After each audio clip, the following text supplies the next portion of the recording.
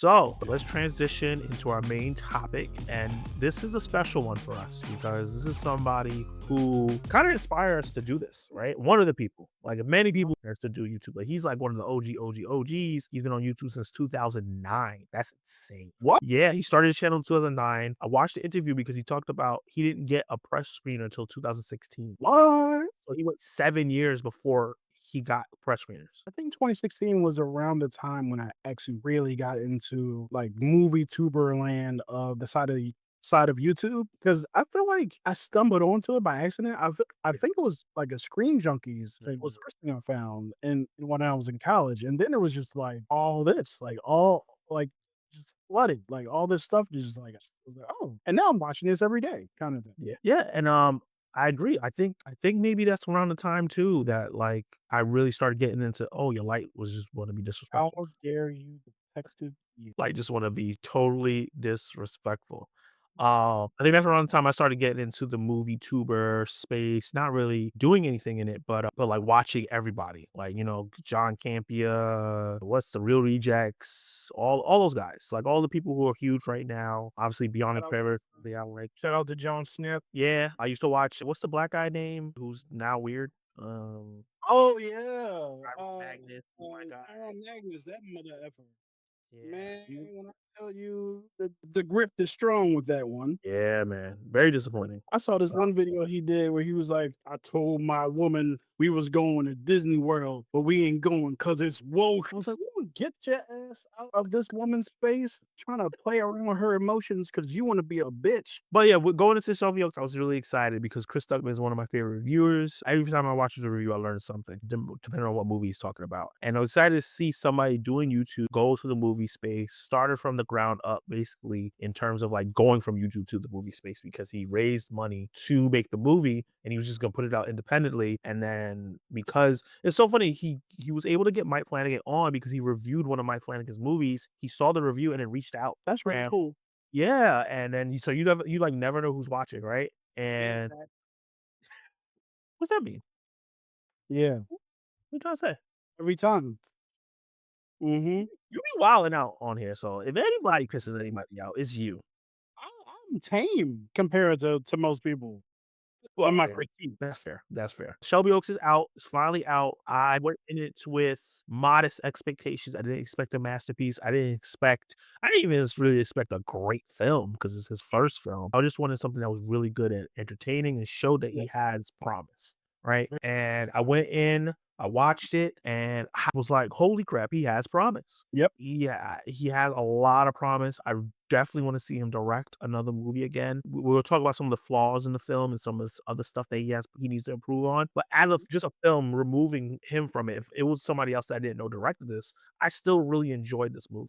What's interesting about that is the further I got away from the movie, the more things I kind of felt differently about. And I was actually started to wonder, am I grading this on a curve because I don't know him, but I've spent a lot of time with him and his content and stuff like that. I started to think like, man, am I just excited that Chris Tuckman's put something out in the theater and that someone actually fulfilled a dream of theirs? I did have a good time with the movie overall. I just feel like I had it like at like a 4, and then it came down to Oh, okay. I watched our guy TJ Billups, his review of it, and I kind of was like, he's making some really good points. He's I got had 10 years younger than us. to bring that up. I don't know if TJ has spent it as much time as we have Definitely. with Chris Tuckman, because I can confidently say that I've been watching Chris Tuckman for like 10 years, which is insane.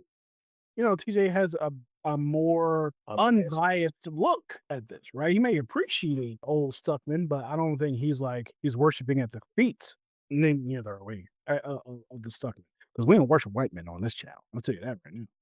That's the number one rule. No worshiping women. But yeah, man, like, what did you take away from this film in its entirety? I know that you mentioned that he has promise, right? What gives you the impression that he has promise going forward in future projects? The atmosphere of this movie, right? I Mhm. think there was like this eternal dread throughout the film that I felt, whether the YouTube, like, what is it called? Paranoid, really cool group. The way that was the VHS-ness of that and all that, and when they were seeing stuff in the background, the way that Mhm. was, I was scared for these people that I didn't really know. But I think they did a good job of setting up their dynamics and who they were. You could tell who each person was. Right. And they weren't just innocent kind of people just going around trying to tell ghost stories. I think he did a really good job of directing people. Camille Sullivan, he directed her really, really well. He got a lot of emotion out of her. She was fantastic, honestly, throughout the film. She was the best part of this movie. Yeah, she's the best part of this movie, and he got me with some scares. That's another thing is, like, if you're a horror director, depending on the horror movie, like, I will say, like, Sinners is a horror movie, but it doesn't scare me in the traditional sense. Right. So I don't wanna say that you have to scare me with a horror movie in terms of, like, jump scares, but if you're in with this kind of film, which is Shelby Oaks, which is a more standard horror film, you Right. should be scaring me, and there's a couple of them that caught me, and I thought they were executed really well. It wasn't Yeah. cheap. The reason why I feel like it wasn't cheap because it wasn't a jump scare just to, "Oh, I need a jump scare here." Right. It was Right. attached to an emotional moment in the movie, so, like, you're locked into, like, her trying to figure out this mystery or watching what's happening to her sister, and then something happens that's attached to that, and you're like, "Oh, what the hell?" Like, there's a jump scare in here, and I haven't seen this happen really that I in the theater. Yeah. Everybody kinda got caught because we were all just, like, watching her watch this tape, and then it happened, it was like, "Oh, okay." Yeah, so I didn't have that same experience in my theater, unfortunately, because when I say I was the only person in my theater, I was the only human being in my theater. I don't know if Beelzebub was in there too, but I was the only human in that theater. You know, I still had a great time and I was actually able to be more expressive because I knew I didn't have to like worry about that. But like, I agree with you. The scares that were in this movie were well earned. And Good work. if it wasn't a jump scare, I was creeped out, like, there was a consistent like you said, there's a consistent atmosphere of dread. There's something around this corner, like, "Girl, you better get the hell out of there." Like, when she was in that prison, like and you know how I am, Zach. Yeah, One of my favorite things about horror movies is getting to yell at the characters on the screen when they do dumb stuff, right? and you were yelling. It's part of the horror experience. It is. But there's a line, right? Mm. There's like, "Oh, you know, we let's split up." And then there's like, "Let's just, you know, spend a good half hour in the prison, in the old abandoned prison." I'm like, "Let's not do that by yourself." Granted, her husband, who was wise, was like, "Yeah, I'm not going in there. I don't believe I'm it." not doing this at all. Right, yeah, yeah, we just not gonna go. The whole prison set piece, I kind of felt because I was Yeah. kind of feeling like Yeah. she has no survival instincts whatsoever. But at the same time, when she goes into the prison cell to find out more about her sister and she falls out and she falls on the ground, I did kind of have feel kind of like, girl, you could have got up 10 minutes ago. At the same time, when you hear that thing in the dark, Growl. and it feels like it's approaching, I was thoroughly creeped out. And even when she was running out of 'Cause it didn't jump right away. It took its right. time, and you hear it's walking, it's like, how long is it gonna take before it reaches her? I was like, "What the hell's going on?" Yeah. There was an incredible, like, sequence, and the funny thing is that led directly, if I recall correctly, to the old lady's house, Yeah. right? I think she goes straight from the prison to the old lady's house. She had a crazy night. Bitch, she booked it. I've never seen someone run this fast, so She consistently. Not at She has to be a white lady MVP. She didn't trip. she didn't trip. She Not kept her once in this movie. I don't she think she tripped going. at one time. She went straight through that gate, she got in her car, she didn't even look back. Was like, "Oh, my sister." Like, "No, like, we ain't." Outta here. There's a Oh. whole Magical wolves, this weird thing I just saw, I don't know what it's about. Let me get out of here. right. I didn't even believe in this stuff 30 minutes ago, and now it's all in my face. Right, glowing eyes in the corner. Get me out of here. Get me out of here. She went to the amusement park that her and her sister first, like, Right. went to, and it was like a lot of the supernatural stuff was happening around there, and then she got led to the lady's house after that by one of the ghost dogs. And what a creepy lady. Holy. My lord. When things like this happen, I start to wonder if there's horror movies in these universes, right? Mm. Because there are some basic rules. You know what I mean? If you're dealing with the weird and the occult and all that other good stuff, that old lady she was just in that dark by her own door. And I know she at home at her own property, but she was shrouded in the darkness. And I was like, don't you go near that young lady or that old lady. Don't you go near her. Then not only did she go near her, she went in the house. And not only did she go in the house, she went in the kitchen. And not only did she go in the kitchen, she stayed in the kitchen when the old lady left. Yo, when that old lady left, I was convinced we was about to see some shit. And we did. But I was like, Like right away, I thought we was gonna see some shit. yeah. I thought she was going to turn into a giant, like, Yeah, I was like, "Oh, she's the demon." Okay, because yeah. she just looked because she was acting all wholesome and whatever and being invited, offer her food, but she looked back like she looked like a terrible person. Yeah. I hate to judge a Yeah. book by its cover, but she looked like she was gonna sacrifice somebody. Listen, anybody who's sitting in the middle of black mold, just Her don't whole mess house with 'em. just had mad black mold and must. I was Don't mess with 'em. You know what I mean? Like, she was just in there. Chilling. Our main characters, like, never really saw her face until, like, well into her getting into the house, which I was kinda like, "Hey, where are your survivor skills? Where are your survival skills? Because that's not how you approach." You know what I mean? She's like, "Hey, text somebody, call the cops." It's like, no, if you you call the cops. call the cops, you go home, have them come investigate, you know? But yeah, like, I like what they did where they made the upstairs, like, creepy before we even got. They set up the upstairs because you hear the steps in the upper floor, and you're Yeah. kinda like, "That thing, whatever that thing is coming down here to get her." The whole time. Yeah, the whole time I was like, "Something's gonna happen, she's gonna turn her back, she's gonna fight the old lady, something's gonna knock her over her head."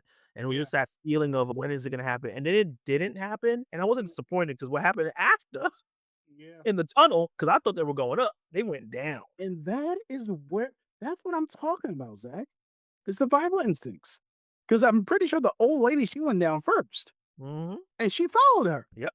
And she found her She sister, only disappeared. and she disappeared, right? Yeah, So, she did find her sister, so I'm like, "Okay, well, I guess the juice is worth the squeeze," kinda thing. yeah. But I'm not following this old lady. Like, we've had too many signs that we should not be here, right? But, yeah, she follows the old lady into the tunnel, the old lady disappears, she finds her sister, and this is where I was really curious about which way it would go. I was wondering whether or not her sister would fight her because she was possessed or been so abused that she kinda was too afraid to leave, which I guess did actually happen with some For of a her different actions. She reason. was like, yeah, for a different reason entirely. I like that they didn't go to stereotypical, "I can't leave, I love these people," Stockholm syndrome, it wasn't that. Right. So she gets her sister, she's leaving the tunnel, the old lady shows back up, and it just keeps getting creepier. The thing I really like about what Stuckman did is it didn't stay at one level of creepiness, it rose. It Delayed. continued to rise. And I was kind of like, hey, she Where we going?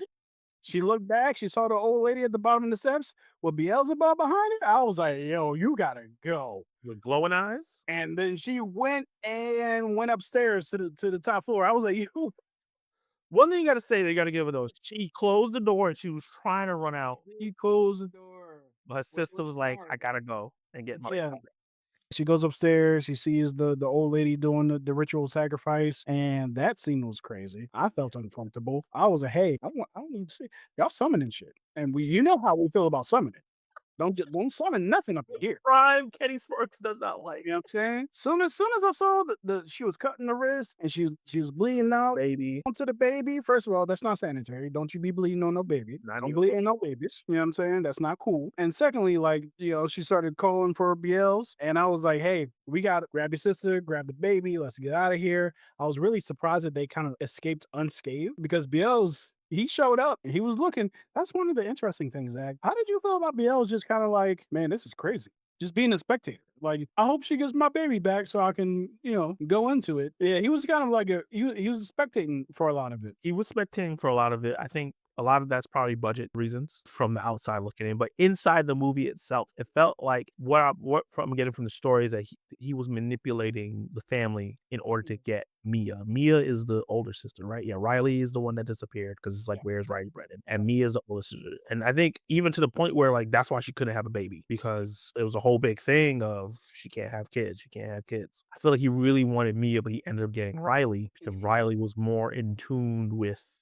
the supernatural. There was a picture of Mia in the house with her husband, and I was like, "Oh, they've been watching you Yep. basically your whole life The and whole planning for you to get here and take care of this baby because they know you want a baby so bad." right. Which ties into like what happens at the end of the movie. So I feel like that was kind of like he's like, I'm pulling the strings here.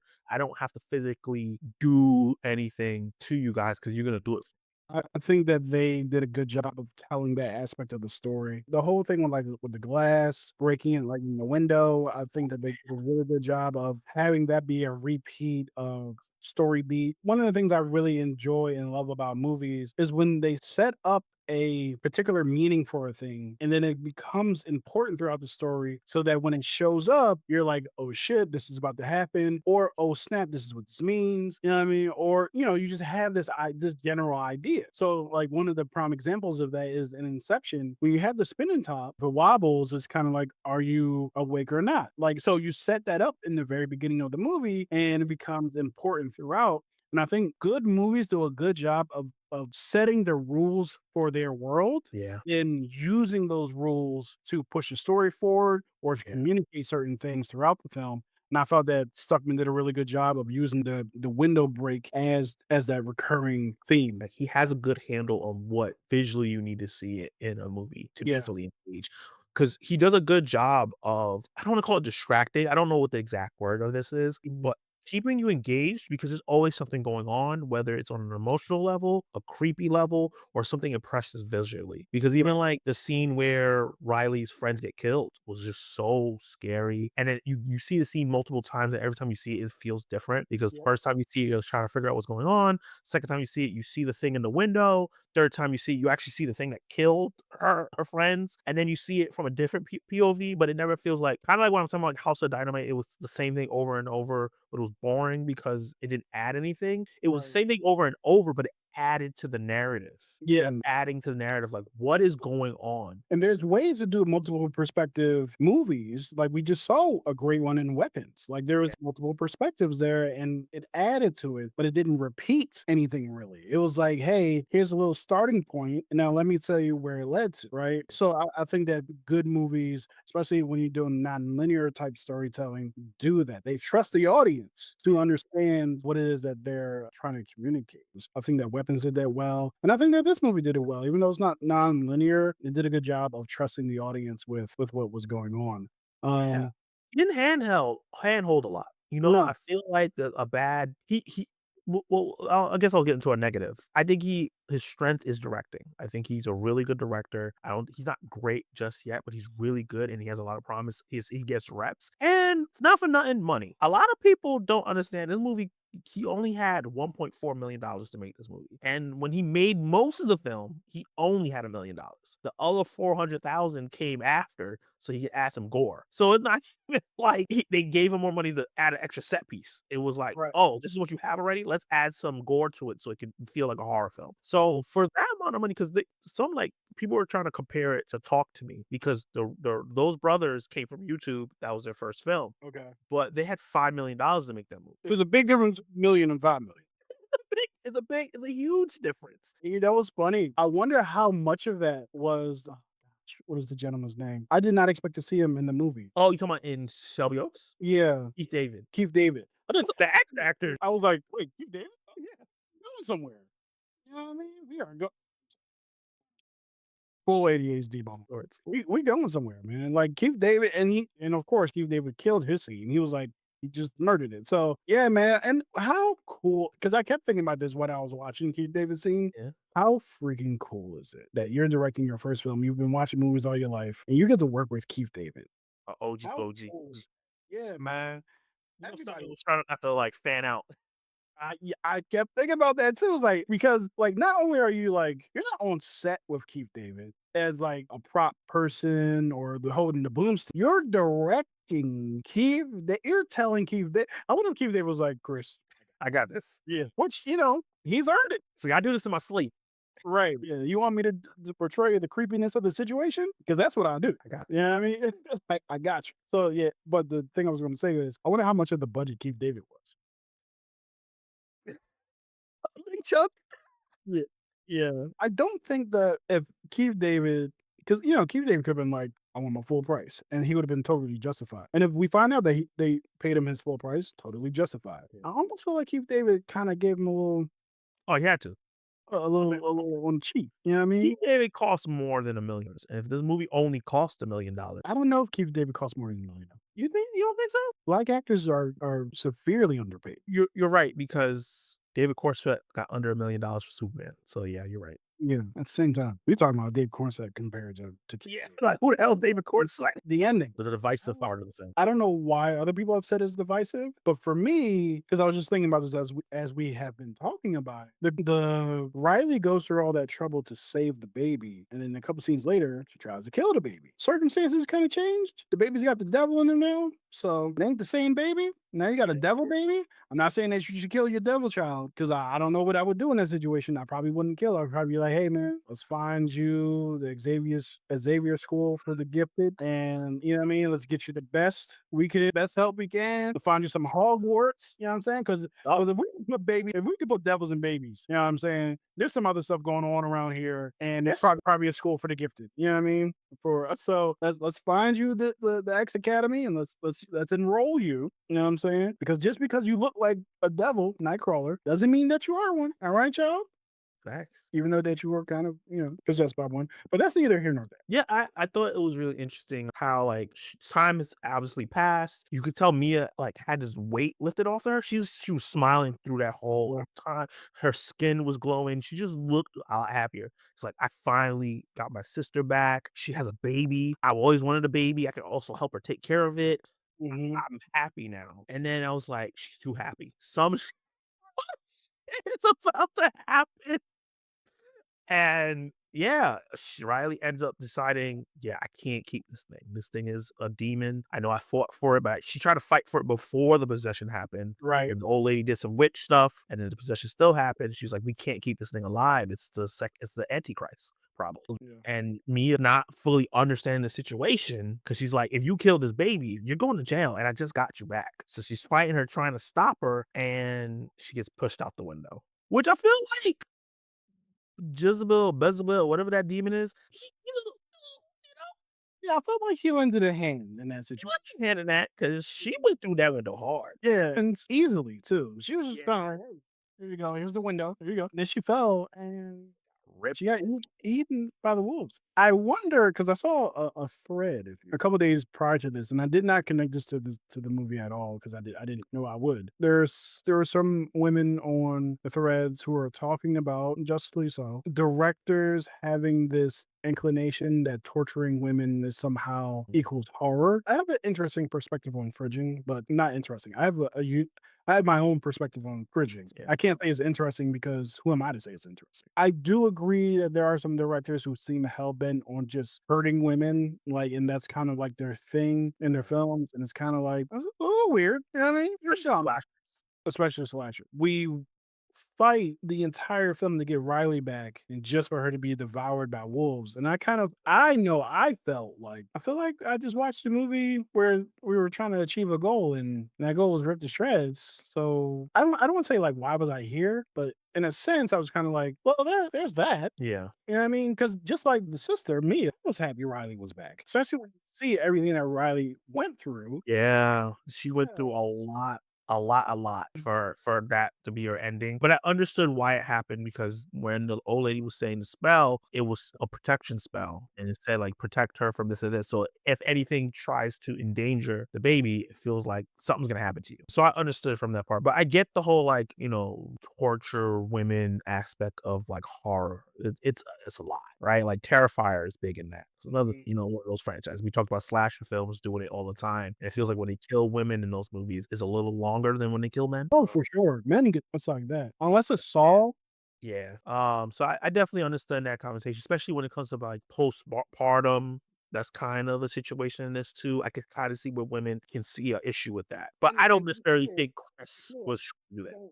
Yeah, I don't know that they were talking about this movie specifically. It just so happened that when I saw those tweets and there's already screenings, I just so happened to see the movie the same week, and I was like, that might be, you know what I mean? So I can't say that that's what they were talking about. It just seems kind of like chronologically convenient. The movie has a lot of positives. My one negative, I think, is just the writing. I think Chris wrote this. He came up with the story with his wife. He wrote the whole movie. I think he needs to get some reps in writing, see what he did wrong here, and Mhm. do better. And if not that, get a co-writer because I think there is certain aspects of the movie that could have been doubled down on that would have made it stronger. Because like immediately I was like, okay, this is a solid. Because I was trying to make sure my bias was gone, and I was like, without my bias, this is just like a 3.5 for me because it's better than most Blumhouse movies, like the Bear one, Night Swim, Yep. all that shit. Right? And but it's not and it's better than like the movies that are better than like Boogeyman and like all those other basic like horror movies that are solid but not like amazing. It's a little better than those, but it's nowhere close to like a Talk to Me or Midsummer. People are comparing it to Right. Hereditary, which I kind of see the comparisons in terms of like themes, but not quality. Right. But so like it has a little bit of that. It's kind of like it's not elevated horror because I don't think he like gets into the themes, but it's not slop either, right? It's like that solid in between, which that's why I gave it a 3.5 because I was locked in for the whole movie. It's one of those things where the movie ends and then you start thinking about things, and I think you talked about that. Thinking about things, I was like, I really wish they focused more on Mia's obsession with getting her sister and how that ruined her life. That would explain more of her bad decisions. Like if really just double down in the movie and maybe holding hand a little bit in that aspect. It would have been like, I gotta find my sister no matter what. I don't care what happens to me. If she would have said that one time in the movie, the whole movie makes sense. Yep, 100% agree. Now let me ask you this. You gave it 3.5 stars right after seeing Strange Harvest, which you gave 4 stars. Force it. And they Yeah. both have very similar beginnings Yeah. and a lot of similar themes throughout. Yeah. Do you think the fact that you saw Strange Harvest carried its theme throughout in a stronger way, do you think that that influenced your rating of this movie? I don't think so. I just remember watching Shelby Oaks, and when it started, I was like, literally, it was going, and I was like, "Oh, is Strange Harvest gonna ruin this movie for me?" This is started almost feeling exactly the same, and it's like so many similarities: the baby, and the sacrificial stuff, and the satanic things, and the demon, and all this other stuff, and people killing themselves. Because like we didn't even talk about the guy who shot himself in front of me. That was That was crazy. yeah. And even, like, what he said right before, he was just like, she finally let me go." I felt so bad. I was like, "Oh, he didn't wanna do this. He was forced." It's just so many similarities, but I think that the fact that Shelby Oaks veered off into a completely different thing from Strange Harvest, like, Strange Harvest is that found footage documentary movie. This has found footage aspects of it, but it's just to introduce the mystery, and then when we get into modern times speaking of that, from the found footage thing, when he shoots and the cinematography changes, I was like, "Oh, that was cool as shit." Well, flexy flex. Yeah, well, thanks. It turned into a different movie, so The Strange Harvest didn't affect my viewing too much. I just thought, like, this is a really good movie, but it doesn't have a juice in there to elevate it higher than a lot of horror movies that I saw this year.